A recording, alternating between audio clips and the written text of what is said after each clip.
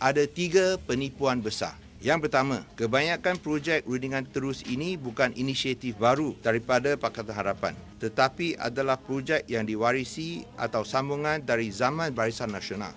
Bezanya, Pakatan Harapan telah meneruskan projek-projek ini dengan pemotongan kos yang menghasilkan penjimatan yang ketara.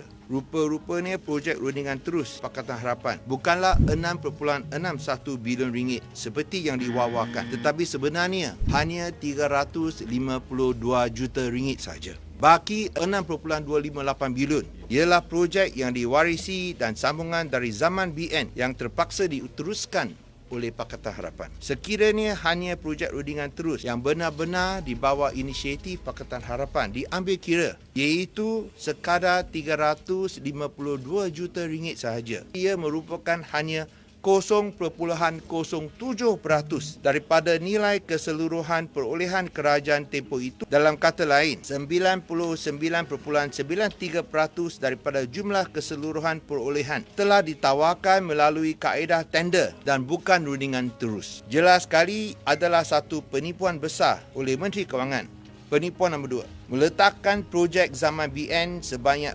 6.258 bilion ringgit sebagai projek rundingan terus zaman Pakatan Harapan. Ini BN punya, dia pula cakap salah kita punya. Keraguan kami telah ternyata dan terbukti dengan senarai 101 projek yang didedahkan oleh Kementerian Kewangan semalam.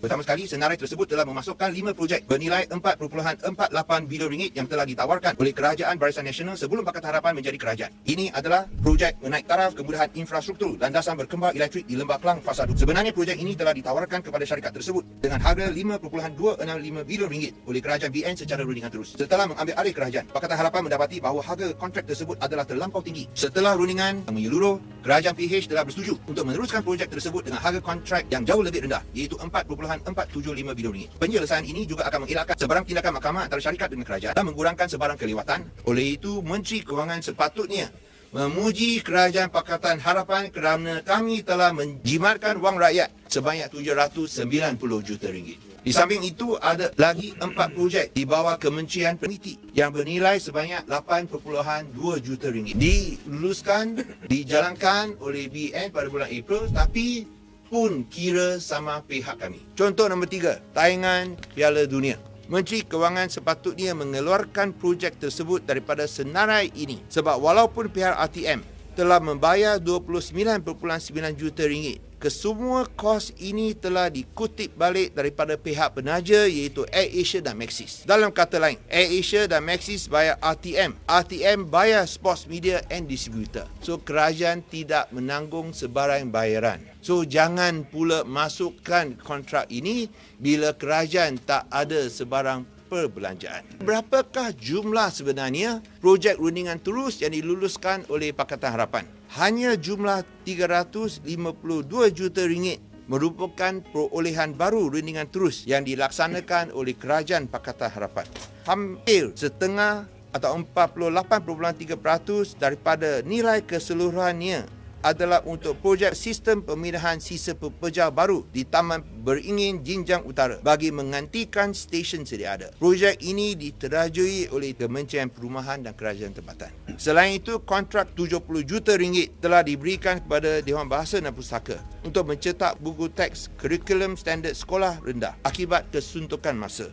Satu lagi ialah projek rundingan terus daripada Kementerian Pertanian dan Industri Makanan, iaitu operasi bersepadu wabak rabies berjumlah 2.98 juta ringgit. We know there's an emergency and we saw children die. We immediately approve whatever help. We said whatever help is needed, do it. Whatever amount, do it because it's people's life. And we are very proud to do this direct negotiation because we know lives matters. Sememangnya Kementerian Kewangan Pakatan Harapan mengamalkan sistem tender terbuka selaras dengan Manifesto Pilihan Raya Umum 2018 PH. Kami akan memastikan sistem tender terbuka digunakan dengan meluas dan telus, terutamanya untuk projek-projek besar.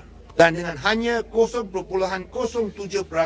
daripada jumlah keseluruhan perolehan kerajaan PH adalah projek rundingan terus. Jelas sekali Pakatan Harapan mengutarakan janji untuk menerima pakai sistem tender terbuka selaras dengan prinsip accountability dan keterusan. Sebagai kesimpulan, Menteri Kewangan juga harus berterus terang dengan mendedahkan projek rundingan terus zaman Barisan Nasional. Dan yang penting sekali, projek rundingan terus yang diluluskan oleh beliau sendiri dalam Kerajaan Perikatan Nasional. Menteri Kewangan harus membuktikan semua projek rundingan terus yang diluluskan oleh beliau adalah teratur dan berkepentingan awam.